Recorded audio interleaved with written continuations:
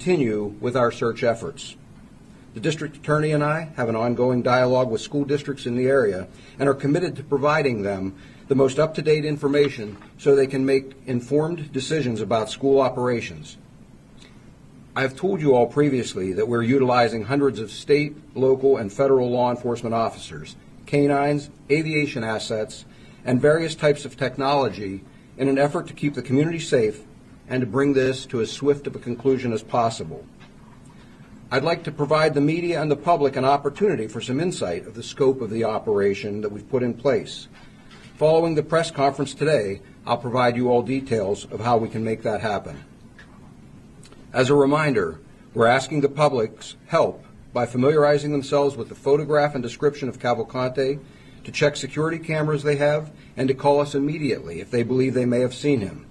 Again, we ask residents to please secure homes, outbuildings, and vehicles. Cavalcante has clearly already obtained some clothing and other unknown supplies, and we want to minimize any opportunity that he might have to get anything more. It is very important we keep the pressure on him as we continue this hunt.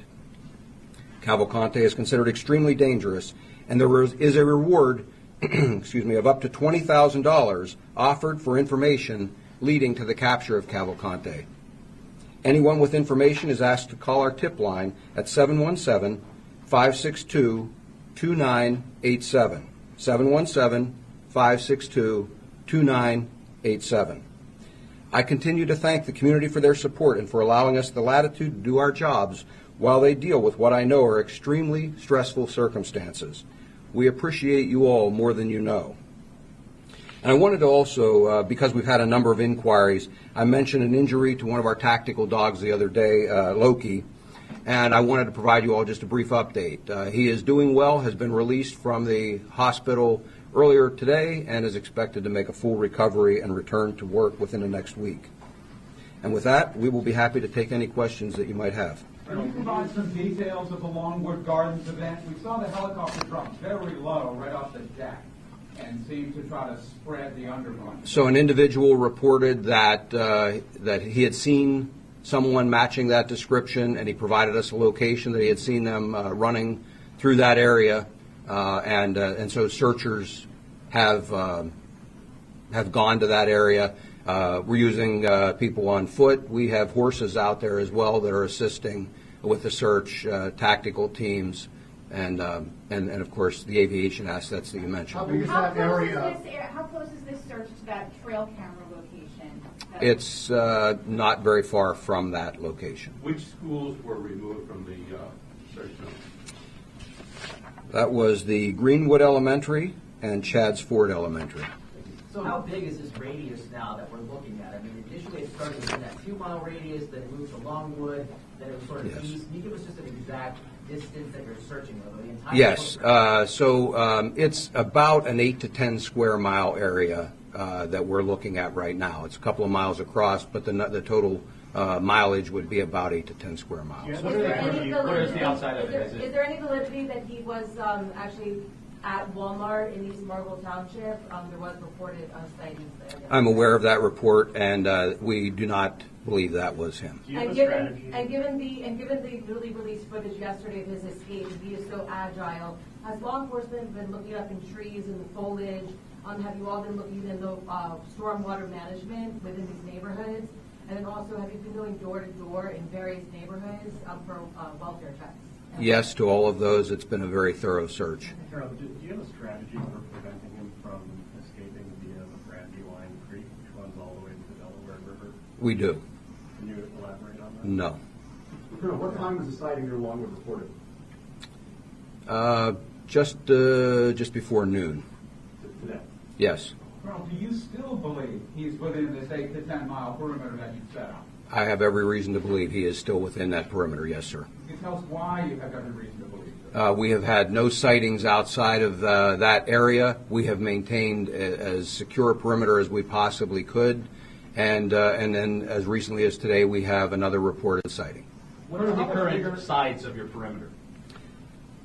So it is bordered on the north by 926, on the east by 100 or Creek Road, on the south by Hillendale, and on the west by 52. Colonel, how much bigger is this perimeter today than, say, last Friday? It is larger. I couldn't tell you what the difference in size is, though, off the top of my head. But this is the same as yesterday, right? It is. Colonel, is there any evidence that he has obtained a weapon? Anything new on that front? I do not have any evidence to that effect, sir. With the mushroom I'm sorry, just festival returning this weekend. I'm sorry, just a minute, ma'am. You mentioned the heat. We obviously know it had an effect on the canine officer. Is there any truth that the heat may have impacted thermal cameras at the prison that may have been heated or could not have been working at the time the chemical content escaped? I couldn't speak to what effect anything would have on the cameras at the prison. Can you talk about the effect on the? Can you talk about the effect on the law enforcement members on the ground when he's working through the day? Oh, it makes it very challenging. Certainly all of you have been out in this weather, high temperatures, high humidity. They're wearing, uniforms with bullet-resistant vests, carrying a lot of equipment. It certainly adds to the challenge. With that said, I have not heard a single complaint, and I believe our people are up to the task. But do they get some break time, cool down time, water breaks? If someone needs it, we absolutely get them some rest. But typically, what we've been doing is we're transporting fluids, food, those kinds of things to sustain them and keep them well hydrated out to their locations. I'm sorry, ma'am. Yes, thank you so much. Two questions here. The Mushroom Festival returns for the 28th year in Kennett Square, which is a couple miles from East Marble, Longwood Gardens. The Mushroom Festival will return as planned. Our law enforcement, state agencies, federal agencies working very closely with local police to ensure that the escapee will not go towards the borough, because some people are planning not to attend this year due to the escaped convict, even though he has not been spotted there. So any thoughts on that? Well, we're working very hard to capture the escaped convict and not allow him to go anywhere. But along with that, yes, we are well aware of that festival, and we are working with authorities, a number of authorities, law enforcement, emergency management, and so forth, to try and make sure that people feel very safe at that festival. Yeah, and last question, in terms of how technology has changed from 1999 when Norman Johnson escaped, he was here for about 3 weeks in Chester County, again back in 1999. How has technology changed that is supporting your efforts to find him? Any thoughts on that? As with your cell phone, it's changed dramatically in that amount of time. And so we take advantage of some of the latest state-of-the-art options that are available. And so when I've mentioned here before, we use a wide array of technology. We have a number of federal partners here with us that I've talked about previously. All of the assets of all of our agencies are brought to bear. If Mud Creek Road is the eastern perimeter, how did you decide to remove Chadsford Elementary School from the search area? We carved it out by putting additional officers around there. We cleared that property and then put officers around it so that we could carve that piece out. The property at the school? Yes, sir. Mr. Colonel, as you know, another prisoner escaped earlier this year from Warren County. Yes. And was found some days later hiding out in the woods. So it seems like there's sort of a parallel to be drawn here between the two different types of manhunts. I'm wondering if you have any thoughts on how that situation compared to the search now, and if there are sort of differences between the two that explain the challenge that you're experiencing here. And those are two of the more recent, this one and that are two of the more recent examples that we've had. There are similarities between any situation for a manhunt like this. So we try to learn something from each of those incidents that we handle, take from that how to run a smoother operation. Our partners, in many cases, are the same. In fact, some of the people that are here from the federal agencies are some of the same teams and resources. I was on the Warren County search as well. So there's some of the same resources. Again, all of us take lessons learned from it. We adapt those to the different circumstances we find. And, there are different challenges with every particular search. If we moved 20 miles down the road, there would perhaps be some different challenges than what we have here. We would adjust to those. Yes, sir. There's been some speculation in the media that the heat-seeking technology, thermal imaging technology that you would use, is not working because it's so hot. Is that correct? Is all the technology you're using in that regard working the way it should because of the heat? It is. There's no. Weather can detrimental effect? weather can certainly have an impact on it, but it does not take that technology out of the game at all.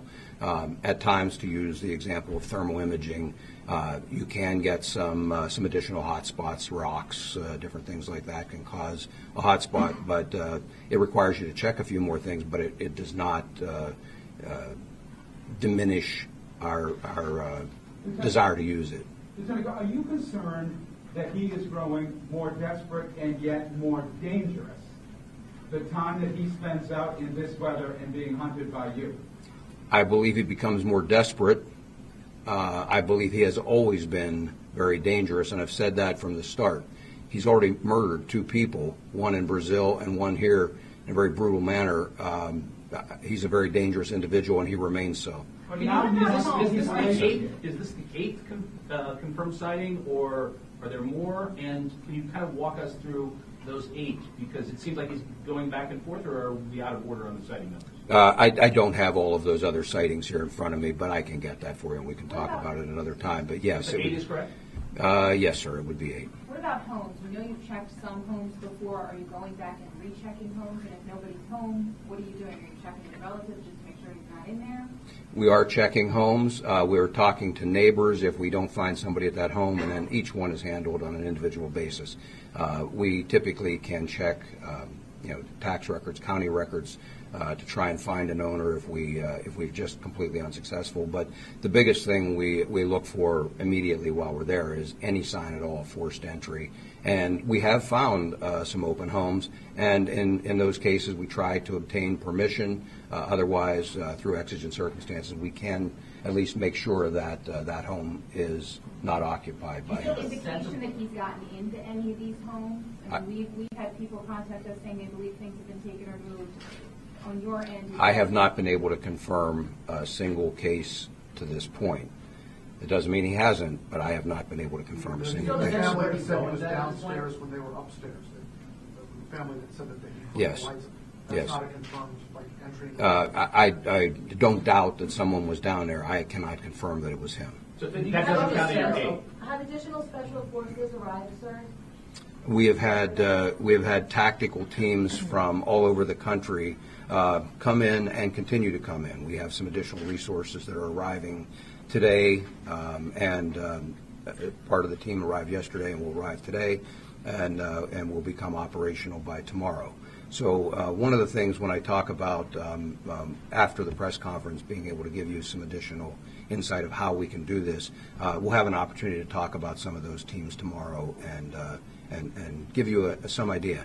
I think, and I'll come back to some of your questions here in a minute, but I think what I would like you all to see is that there is an amazing operation going on here. There's a collaboration between local, state, and federal law enforcement agencies. This is not simply a situation where we have a police dispatcher sitting and taking a call and dispatching a police car to go and follow this up. It is a very sophisticated, well-staffed operation that I believe, again, when you have an opportunity to see some of that, there are some portions, obviously, that I can't show you everything, but I think you would have an opportunity to see enough of it to truly come away with an understanding of the effort that is being made to ensure that we end this as quickly as possible, to ensure the safety of the community. We absolutely understand their concern. I get it as a parent, why other parents are concerned about their children going to school, playing in the yard, all of those kinds of things. Again, having been involved in a number of these searches, it is the same with every one of those, and we want to end this as quickly as possible. We'll throw every available resource at it to do it. You still have a sense of What is your confidence knowing that he's going back and forth from the same places again and again? What does that do to bolster some morale out here?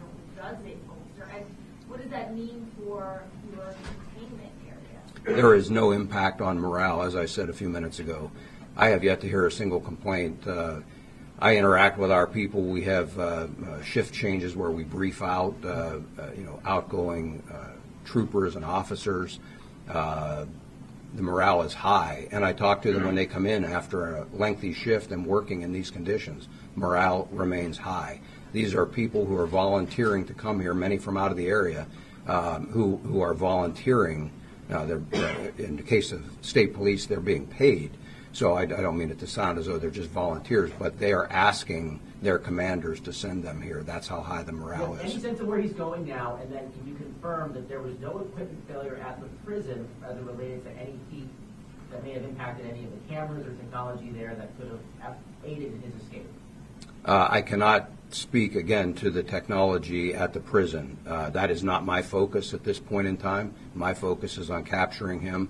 There is an ongoing investigation there that I'm sure will reveal if there was any kind of a failure, or whether it was a failure of an individual or a group of individuals. That will all be determined and acted on appropriately. But for right now, again, the priority for me and our focus is on getting him back into custody. Well, you do have a sense of where he's going then? I have some ideas. Again, I can't get inside his head. I wish I could. I wish I could go right to where he is. So we use our experience. We use the information that's available to us, and then we also use any number of different techniques to try and push him, to try and get him to make a mistake, and to detect that mistake when it occurs. Just 1 second, the gentleman back here. Can you explain why you can't just have this perimeter and then squeeze in and get him?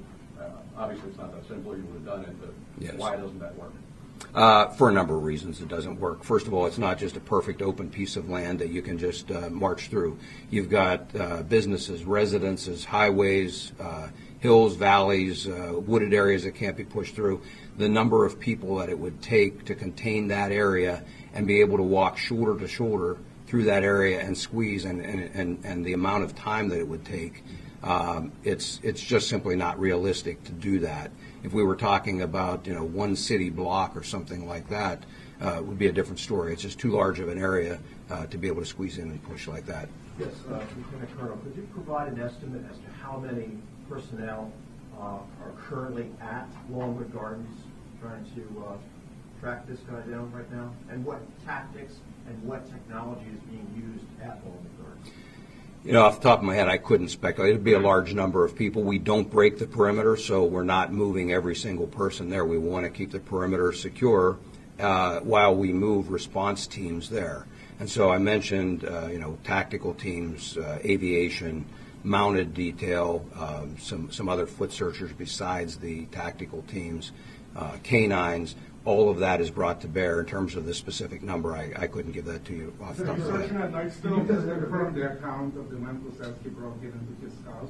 I'm sorry? There was a report of the man that said that Yes. he broke into his house, and also whether you're using bloodhounds, and if you don't, why not? We are using tracking dogs, and yes, I believe the account that someone broke in. I'm saying I can't conclusively prove that it was him. Has he left any traces that you have found? Traces of anything? Traces of clothing, food, like the one in Western Pennsylvania campsites?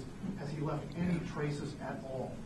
We have not recovered anything that I can conclusively say was his at this point. Lieutenant Colonel, there was a lot of speculation yesterday about his training as a survivalist. A few years back, you led the search for Eric Green in the Poconos. Can you talk a little bit about the difference between that search, which went on for about 48 days, and the search you're currently taking through? Again, as I said earlier, there are a lot of similarities between any of these searches. The difference there was the level of violence. We knew Freen was armed, and so both very violent individuals, very dangerous individuals. The difference is with Freen, you're hunting for a person with a rifle that will penetrate the body armor of any of the officers that are out there, and did penetrate the body armor of the corporal that he killed. And so it brings a different dynamic to that search. But there are a lot of similarities in the search as well. And again, that's where I tell you that we try to take lessons from all of those and bring those to the next job.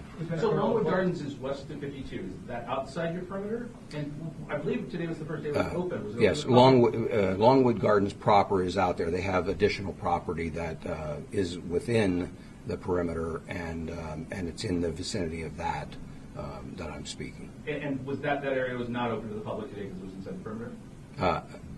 I can't speak to whether Longwood Gardens had that piece open or not. There wasn't anybody in there. So not all of Longwood Gardens is in the perimeter, correct? Correct. Do you still have men searched that night?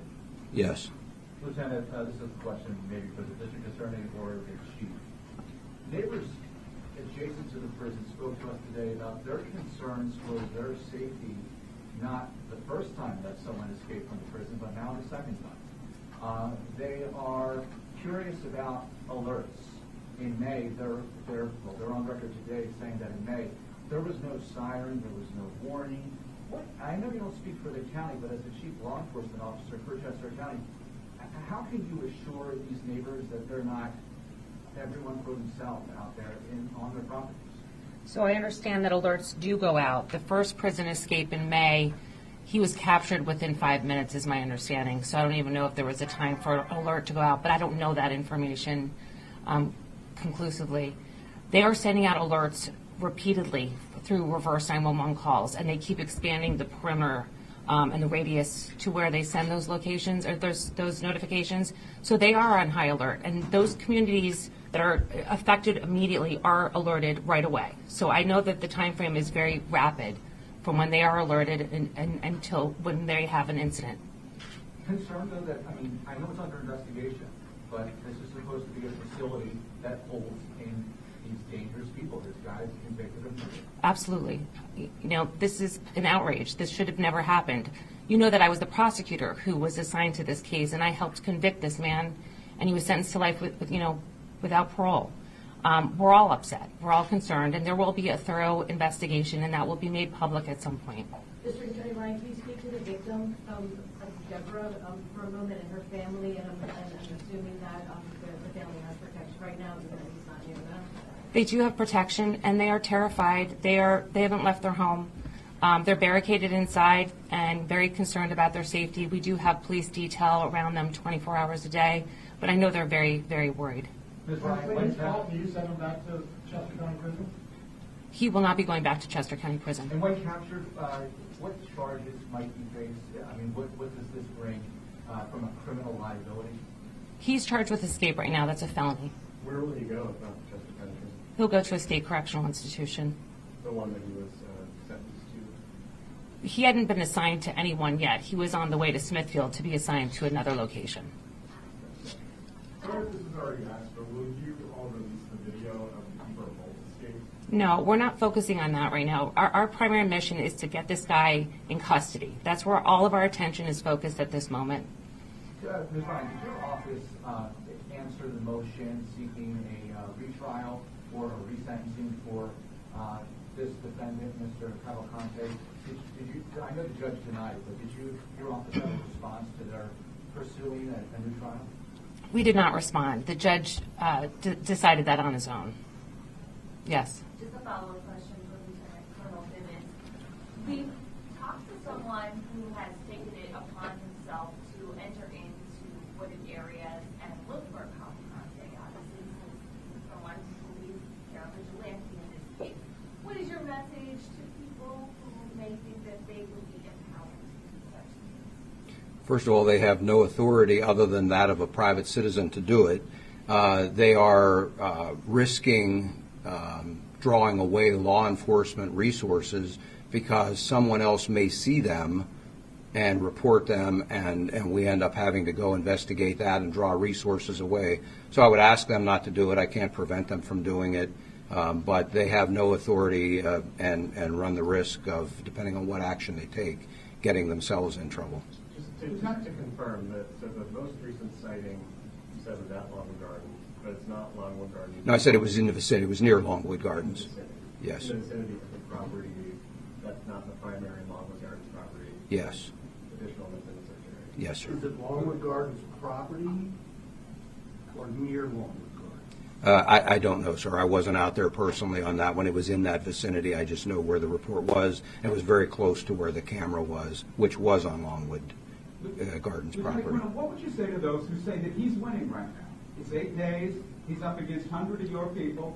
You've got technology. He's got barely nothing to eat, and you can't catch him. He's winning so far, not you. Well, we've chased people for a lot longer than this, and ultimately brought them to justice. As I've said before, we're not going anywhere. We will eventually capture him, and when we do, he's going to prison. I don't consider that winning. There were some neighbors near the area where he was spotted by the creek who were concerned that bloodhounds weren't being used and that the scent may have been anyway lost in the creek itself. Are bloodhounds part of what you're using to try to track him? I don't have bloodhounds at this particular scene, but I've got other tracking dogs that we have confidence in, and I'm told can perform in a very similar manner. And by the way, we have them from a number of agencies as well. Just to clarify, so the heat isn't impacting any of the tech that you're using to search for him day and night? Correct.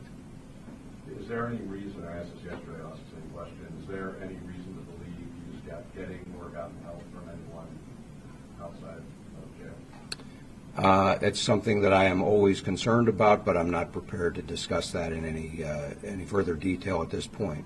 We are always looking for that, and we continue to look for that, because even if it doesn't happen at the beginning, it sometimes can happen at a later point in the hunt.